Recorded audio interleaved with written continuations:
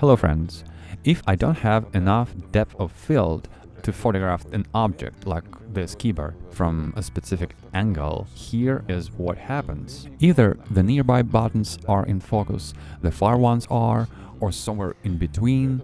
To solve this, I use a technique called focus stacking.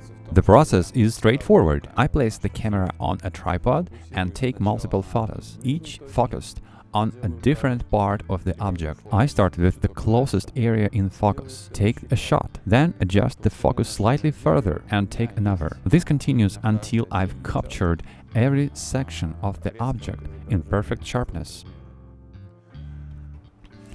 Once I have all the images, I load them into Photoshop, combine them into a single image and edit them to achieve perfect sharpness throughout the entire object.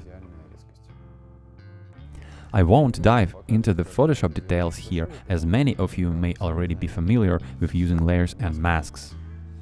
However, if anyone is interested, I would be happy to create a video tutorial to explain the process step by step.